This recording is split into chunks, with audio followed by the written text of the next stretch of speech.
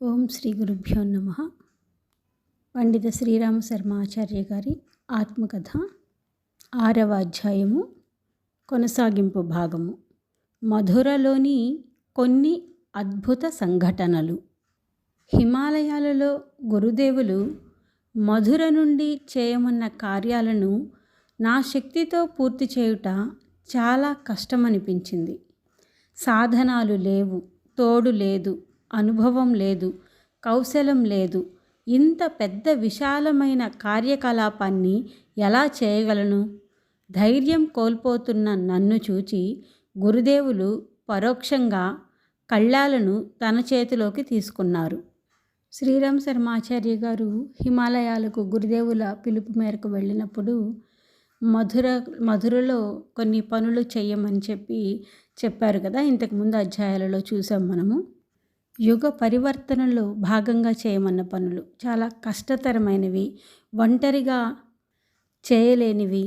అంతేకాదు అంత పెద్ద విశాలమైన కార్యకలాపాలని చేయడానికి ఇంకా ఎన్నెన్నో కూడా అవసరమవుతాయి.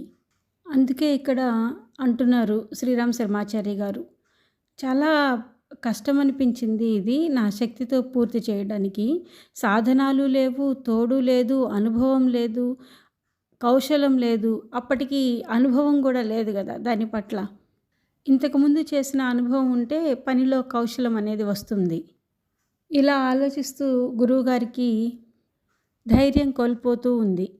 అయితే ఆ సమయంలో నా గురుదేవులే పరోక్షంగా కళ్ళాలను తన చేతిలోకి తీసుకున్నారు. నా శరీరాన్ని ఉపయోగించుకొని తోలు బొమ్మలు నాడించే వారిలా గురుదేవులు అన్ని పనులు స్వయంగా నా ద్వారా చేయించారు. నేను చేయవలసినదల్లా ఆయన సంకేతం ప్రకారం నడవడం మాత్రమే. ఇప్పటి వరకు శ్రీరామ శర్మాచార్య గారికి కలిగిన భయం కానివ్వండి, నేను చేయగలనా చేయలేనా అని ధైర్యం సన్నగిలడం కానివ్వండి, ఇలాంటి ఆలోచనలలో ఉన్నప్పుడు సాక్షాత్తు శ్రీరామ శర్మాచార్య గారు గురుదేవులు మొత్తం తానే అయి నడిపించారు. ముందు అధ్యాయాలలో కూడా మనం చూసాము. శ్రీరామ శర్మాచార్య గారు ఎన్నోసార్లు చెప్పారు, ఏ కాస్త నాకు కష్టం కలిగినా, పనిలో అడుగులు తడబడినా నా గురుదేవులు నన్ను చేయి పట్టుకొని మరి ముందుకు నడిపారు అని చెప్పి ఉన్నారు. అదే ఇక్కడ మళ్ళీ చెప్తున్నారు. కేవలము నేను ఒక పనిముట్టులాగా, ఇక్కడ తోలుబొమ్మలను ఆడించే వాళ్ళలాగా గురువుగారు ఉన్నారు, నేను కేవలం ఒక బొమ్మలాగున్నాను అని ఎగ్జాంపుల్ చెప్పారన్నమాట. ఆ విధంగా గురుదేవుల సంకేతం ప్రకారం నడవడం మాత్రమే నా పని అని చెప్తున్నారు. ఆ విధంగానే గురుదేవులు అన్ని పనులు స్వయంగా నా చేత చేయించారు. 4 గంటలు రోజుకు రాయడానికి నిర్ణయించబడినది.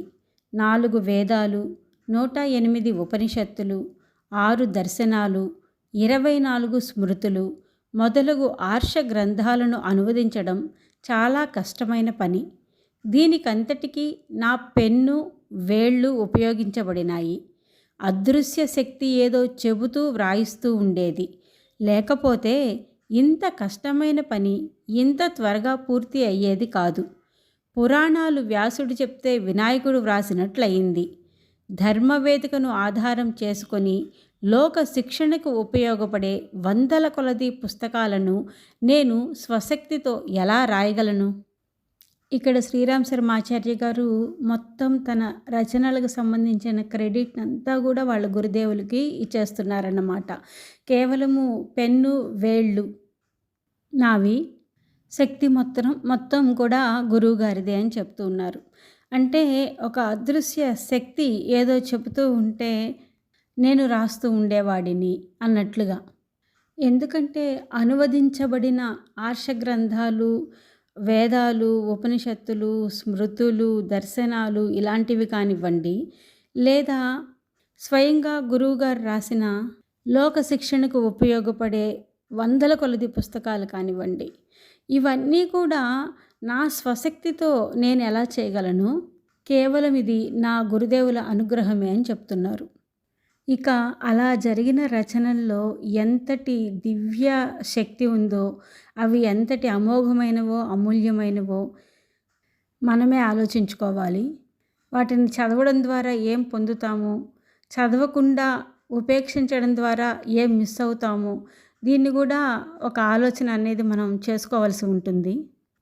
ఇంకా శ్రీరామ్ శర్మ ఆచార్య గారు ఇక్కడ ఏం చెప్తున్నారంటే, ఈ రచన కార్యక్రమం ఆ రోజు నుండి ఈ రోజు వరకు ఆగలేదు, నిరంతరం కొనసాగుతూనే ఉంది. ప్రచురణకు ఒక ప్రింటింగ్ ప్రెస్ కావలసి వచ్చింది. నా సొంత శక్తితో ఏదో ఒక విధంగా ఒక హ్యాండ్ ప్రెస్ సంపాదించగలిగాను. ఈ నా బాల క్రీడను చూసి పని చేయించుకునేవారు నవ్వారు. క్రమక్రమంగా ఆ ప్రెస్ ఇప్పుడు ఆఫ్సెట్ ప్రింటింగ్ ప్రెస్ అయింది. ప్రచురించిన సాహిత్యం ఖరీదు లక్షలు దాటింది. అఖండ జ్యోతి పత్రికకు నా సామర్థ్యంతో చందాదారులను చేర్పించగలిగాను. ఆ తర్వాత మార్గదర్శకులు కలుగు చేసుకుంటే అది పెరుగుతూ ప్రస్తుతం 1.5 లక్ష అయింది. అది ఇంకా 10 రెట్లు అవుతుందని అంచనా. యుగ నిర్మాణ యోజన హిందీ, యుగశక్తి గాయత్రి గుజరాతీ, యుగశక్తి ఒరియా వీటన్నింటికీ కలిపి చందాదారుల సంఖ్య లక్షలు దాటింది. ఒక వ్యక్తి రాసిన వ్యాసాలు ఇంత ఎక్కువ సంఖ్యలో ఉండడం, ప్రకటనలు లేకుండా ఇన్నాళ్ళు నష్టం లేకుండా ఒక పత్రిక నడపటం ప్రపంచ చరిత్రలో ఎక్కడా కనపడదు. ఏదో ఒక చిన్న హ్యాండ్ ప్రెస్తో స్టార్ట్ అయిన ఈ రచనా కార్యక్రమం అనేది అంతంతై వటుడింతై అన్నట్లుగా స్టార్టింగ్లో ఇంత చిన్న హ్యాండ్ ప్రెస్తో చేసే పనులను చూసి నవ్వుకున్న వాళ్ళందరూ కూడా ఆశ్చర్యపోయేలాగా ఆఫ్సెట్ ప్రింటింగ్ ప్రెస్గా ఎదిగి లక్షల ఖరీదు చేసే సాహిత్యం ముద్రింపబడింది. అదేవిధంగా అఖండ జ్యోతి పత్రిక ఏ మాత్రము కూడా ఎలాంటి అడ్వర్టైజ్మెంట్స్ లేకుండా ప్రచురించే పత్రిక అది అన్ని రాష్ట్రాల్లో కూడా. ఈ విధంగా విలువలతో కూడి ప్రింటింగ్ అనేది చేస్తున్నా కూడా ఎక్కడ నష్టం అనేది రాకుండా జరిగింది. గురువుగారు రాసే వ్యాసాలు అంత ఎక్కువ సంఖ్యలో ఉండడము, అంత విలువైనవిగా ఉండడము, దీనివల్ల చందాదారుల సంఖ్య లక్షలు దాటింది.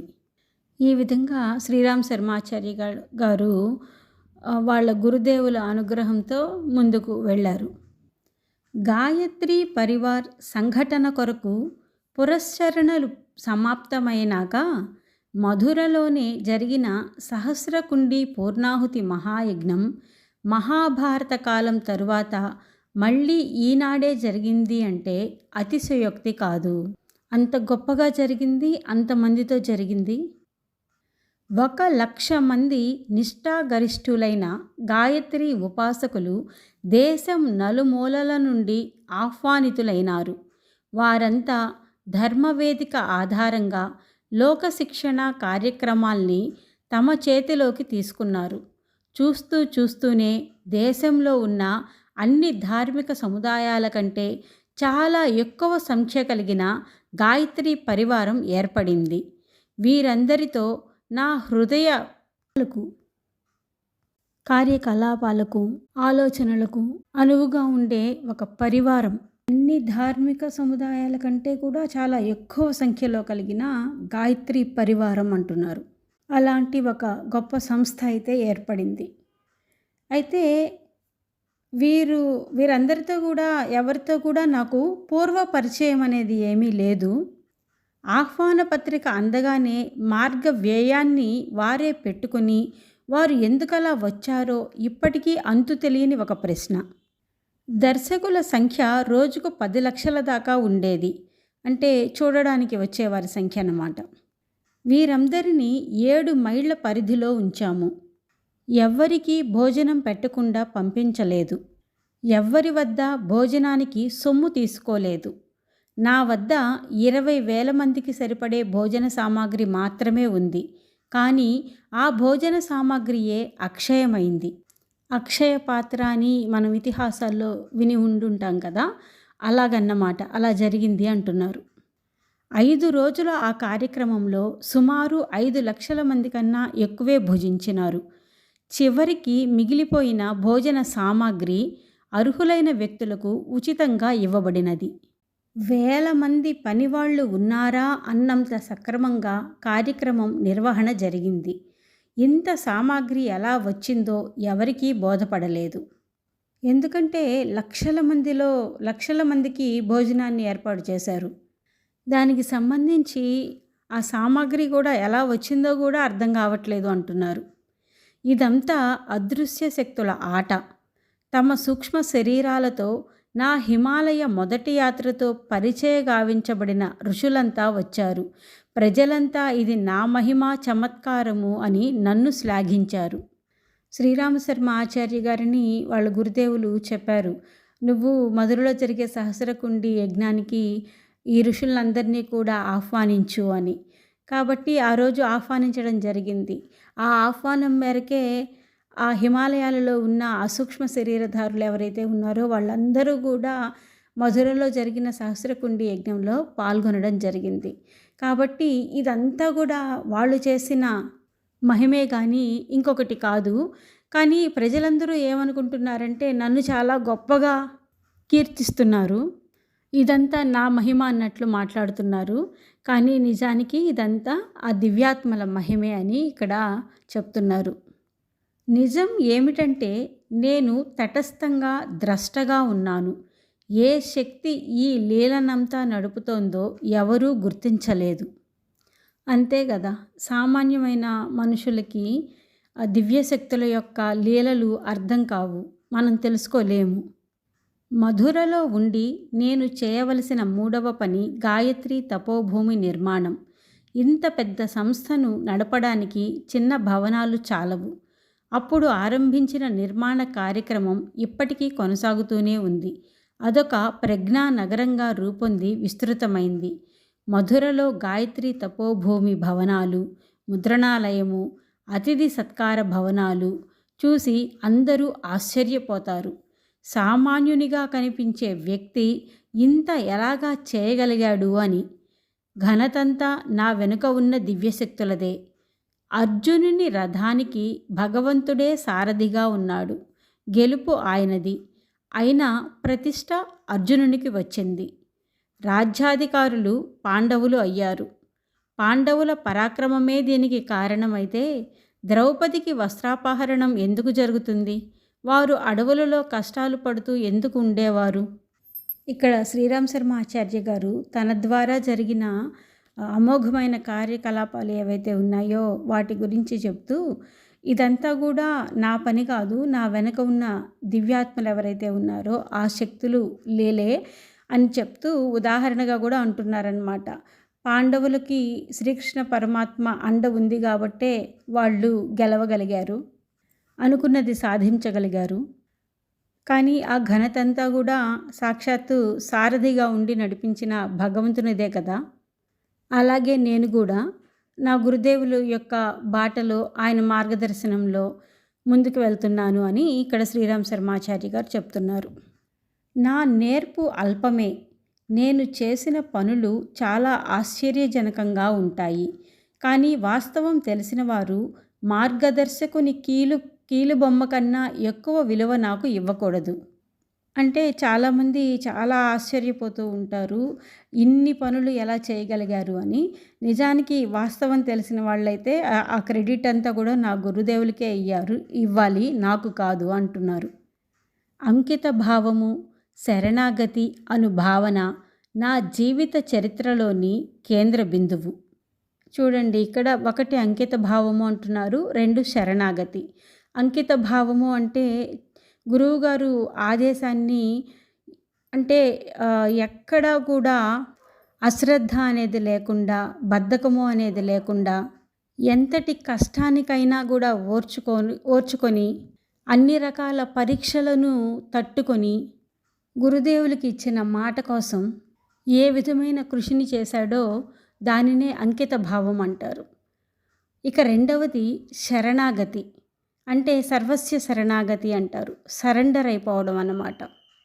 తనను తాను అర్పించుకోవడం. గురువు ఏది చెప్పినా, ఏమి చేయమన్నా ఎక్కడ అనుమానపడడం కానీ, ఎలాంటి సందేహాలు కూడా పెట్టుకోకుండా, అంటే నువ్వు బావిలో దూకు అంటే దూకేసేలాగా అన్నమాట. తన సొంత నిర్ణయము, ఆలోచనలు, తన సొంత పెత్తనం కంటే కూడా కేవలం గురువు చెప్పిన మాటకే విలువనివ్వడం. గురువు చేతిలో నేను ఒక ఉపకరణాన్ని అని భావించి పనిచేయడం, మొత్తం తన జీవితాన్ని గురువుకు అప్పచెప్పడం అన్నమాట. ఇలాంటి శరణాగతి, ఈ అంకిత భావము, శరణాగతి, ఈ రెండు నా జీవిత చరిత్రలోని కేంద్ర బిందువులు అంటున్నారు. అంటే పాత్రత కలిగిన శిష్యుడు కావాలి అని గురువులు ఎదురు చూస్తామన్నారు అన్ని ఇంతకుముందు అధ్యాయాలలో చూసాం చూడండి. కాబట్టి ఏ గురువుకైనా కూడా ఇలాంటి అంకిత భావము, శరణాగతి చేసే శిష్యుడు దొరకడం కూడా ఒక అద్భుతమైన విషయమే. అలాంటి శిష్యులు దొరికినప్పుడు ఆ గురువులు వారి కార్యాలను ఎక్కడ ఆటంకం లేకుండా పూర్తి చేయగలుగుతారు. అంతేగాని అందరికీ మార్గదర్శకులుగా లేకుంటే అందరినీ వారి పనులకు ఉపకరణాలుగా చేసుకోరు. శిష్యునిలోని ఈ అంకిత భావము, ఆ శరణాగతి భావము, ఇవే గురువుకి శిష్యుడి దగ్గర నుంచి కావలసినది కూడా. అందుకే ఇక్కడ శ్రీరామ్ శర్మాచార్య గారు అంటున్నారు, నా సంపర్కములోనికి వచ్చిన వారందరికీ నేను దీనిని బోధించినాను. తన జీవితంలో ఏది కేంద్ర బిందువు అని అనుకున్నారో, ఏ లక్షణాలు వారిలో ఉండడం వలన గురుదేవులు ఇంతటి పెద్ద బాధ్యతను శ్రీరామ్ శర్మాచార్యకి అప్పచెప్పారు అని వారు భావించారు, అలాంటి దానినే కూడా అందరూ పాటించాలి అని బోధించేవారు. ఉపాసన, సాధన, ఆరాధనల ప్రాముఖ్యాన్ని నేను వెల్లడించాను. ఇక నా విషయానికి వస్తే ఒక అదృశ్య శక్తికి నేను పరికరాన్ని మాత్రమే. మళ్ళీ ఇంకొకసారి ఆ విషయాన్ని చెప్తూ ఉన్నారు. నా విషయానికి కానీ వస్తే ఒక అదృశ్య శక్తికి నేను కేవలం పరికరాన్నే. దీన్నే శరణాగత భావం అంటారు. ఏ సంస్థలోనైనా సరే, ఎలాంటి సాధకులైనా సరే, ఏ శిష్యులైనా సరే ఇలాంటి భావనతోనే పనిచేయవలసి ఉంటుంది. 6వ అధ్యాయం సమాప్తం. జై గురుదేవ్.